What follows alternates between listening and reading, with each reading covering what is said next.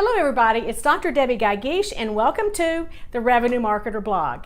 This is the fourth in a four-part series of blogs that I created based on my observations from attending MarTech West. And today's topic is don't slack on your stack. Now, let me tell you what I mean by that. It's interesting to me whenever I go work with a client, and quite a number of people that I actually talk to at MarTech, when we start talking about what they have in their MarTech stack, they really are not sure.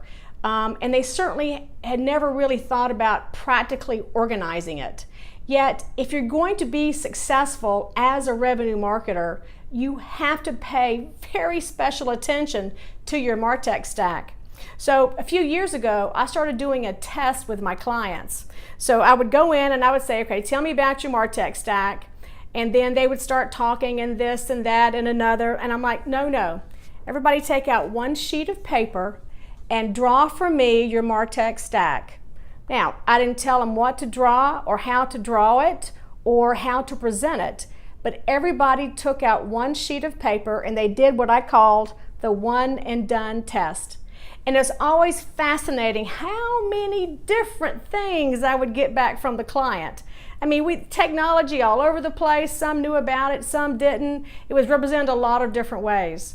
And so the first thing that you need to do if you're not going to be slacking on your stack is to create a current state.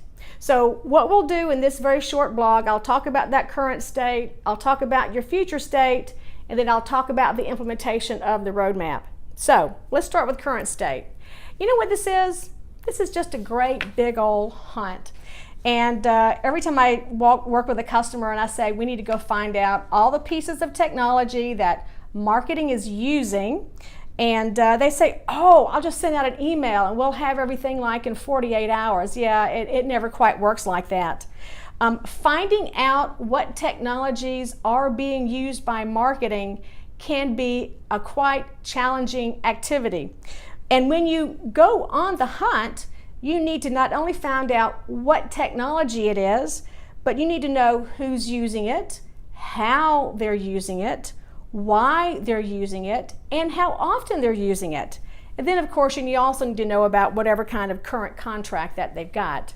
So after you've spent, it'll be a couple of weeks, I promise, just getting all of this information in one place, and a spreadsheet is a great place to begin.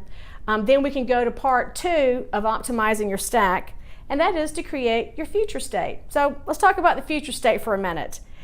I really want you, when you think about the future state, just to take a blank sheet of paper and pretend you have nothing in your way.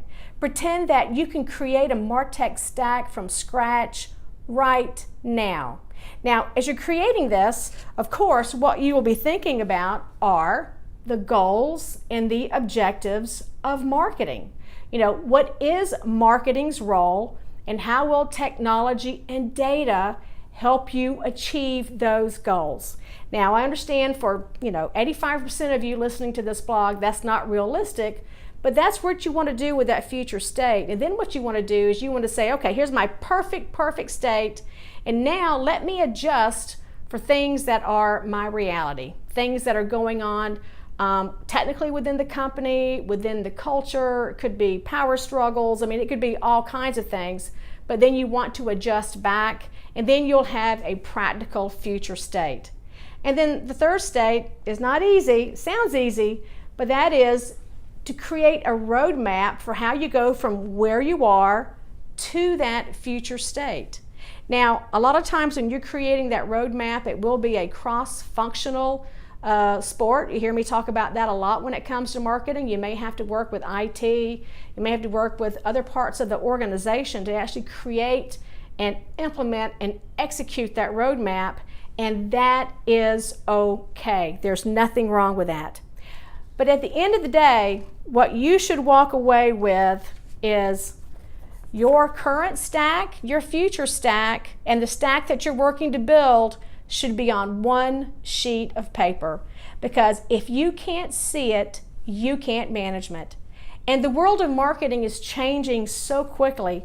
Who knew, 4 years ago that we would be in this world where it's all about the customer now, and taking a look at your MarTech stack in terms of customer centricity is just one of the things that I'm seeing marketers do as they re-architect their stack. So that's it for this blog. At the end of the day, you can't slack on your stack. It is the enabler for you to become a revenue marketer.